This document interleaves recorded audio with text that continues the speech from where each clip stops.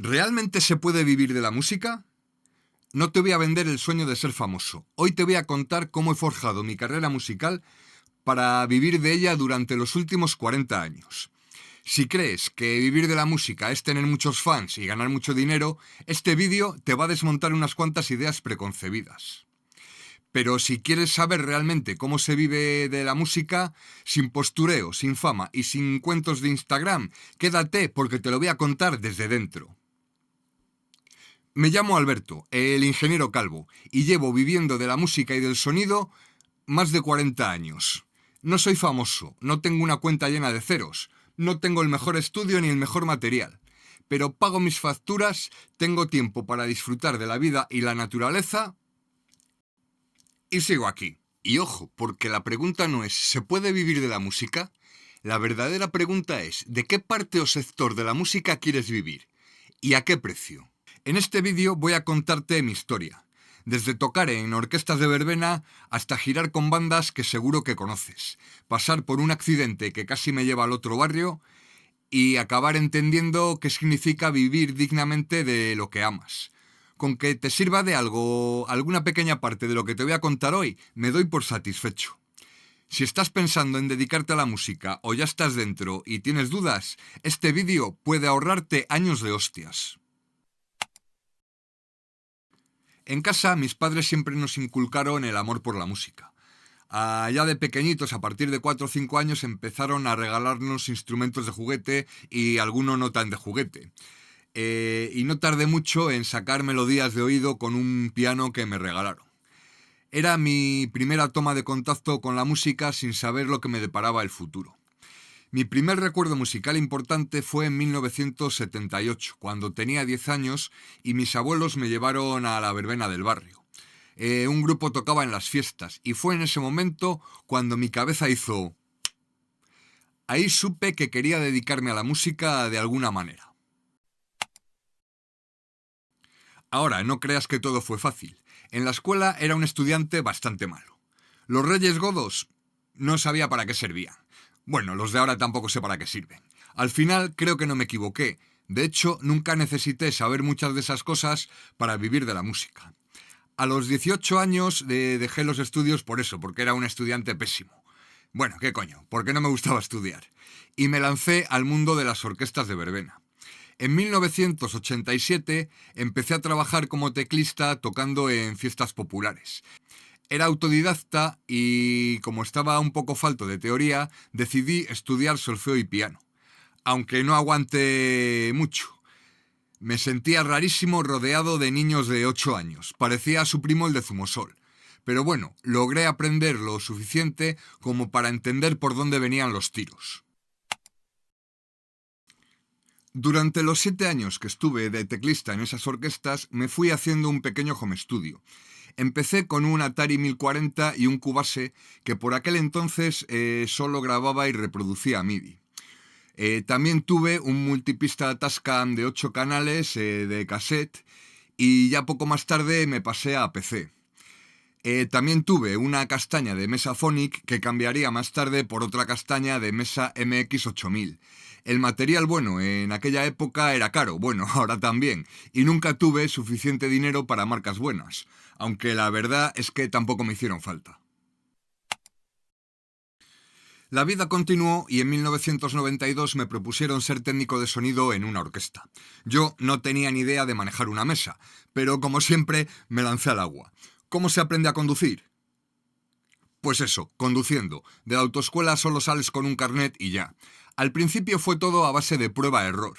Probaba, tocaba los controles y si algo no funcionaba, pues lo dejaba como estaba. Ese mismo año decidí ir a hacer un curso intensivo de sonido a Barcelona y gracias a ese aprendizaje conseguí trabajar de técnico de monitores con celtas cortos. Para mí eso fue un cambio total. Empecé a recorrer España montando equipos y aprendiendo de los mejores. En 1993 me subí al escenario con ellos y a partir de ahí mi vida cambió para siempre.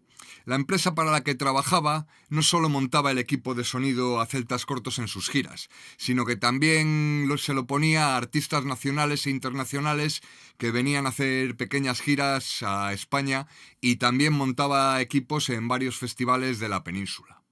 Algunas de las bandas con las que trabajé en aquella época son la Vargas Blues Band, Ian Dury and the Blockheads, Molotov, The Good Fathers, Platero y Tú, Extremoduro, Loquillo y Trogloditas, Los Suaves, Barricada y muchísimos más con los que he tenido el enorme placer de trabajar.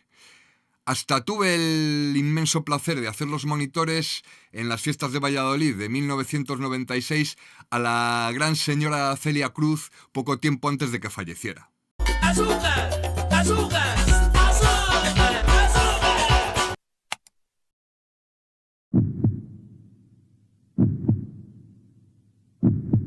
1999 fue un año que sinceramente no me esperaba.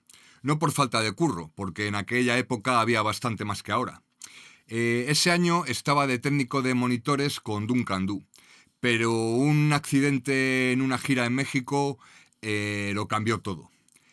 Iba a ser una gira de varios días. El primer concierto en Distrito Federal fue un éxito. A la noche siguiente teníamos concierto en Acapulco. Miquel y Diego quedaron a dormir en México porque a la mañana siguiente tenían entrevistas de radio y televisión y volarían más tarde. Los técnicos y el resto de músicos de la banda partimos esa misma noche con el backline en un sleeper. Pero el autobús se salió de la carretera y caímos por un barranco dando vueltas de campana a 80 metros. En ese accidente falleció mi compañero y amigo José Barrio Pedro. Yo afortunadamente salí con vida, pero estuve varios días en coma. Aunque el accidente fue un golpe muy duro, también me dio una perspectiva diferente sobre la vida. La lección, que la vida es impredecible y hay que aprovechar cada momento.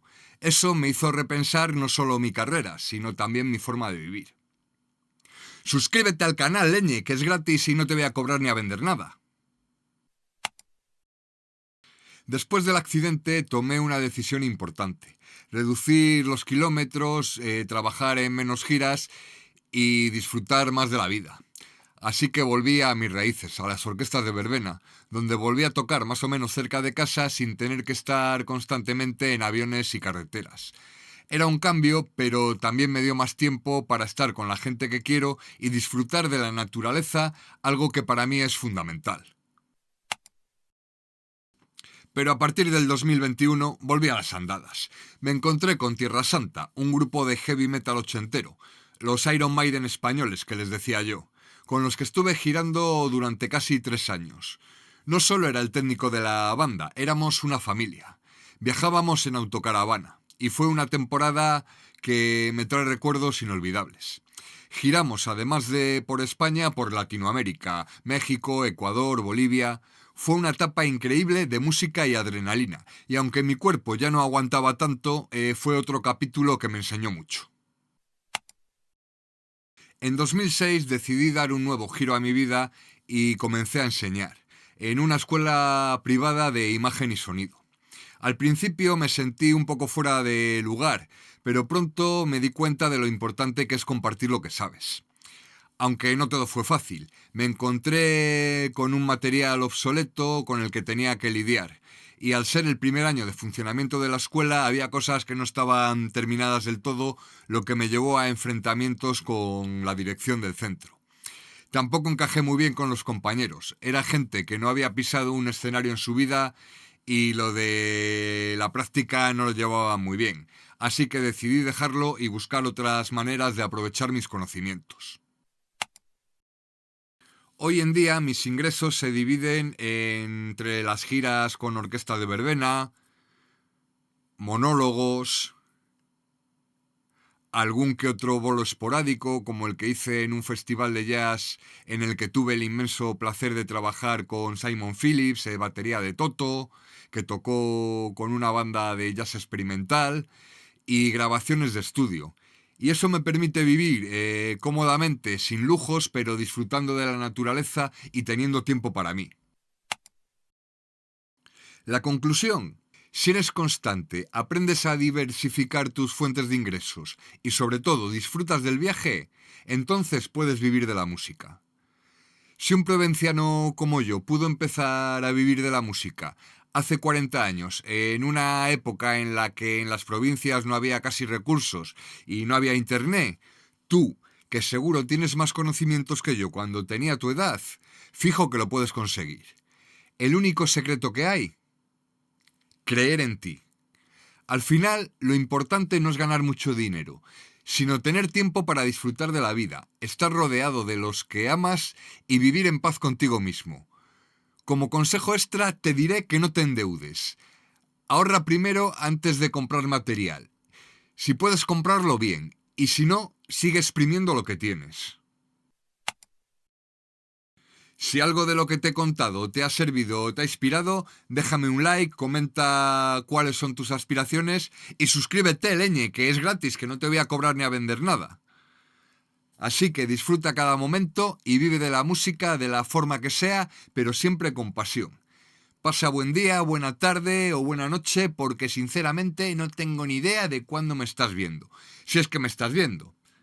Ah, y no voy a ir a Turquía. Un abrazo.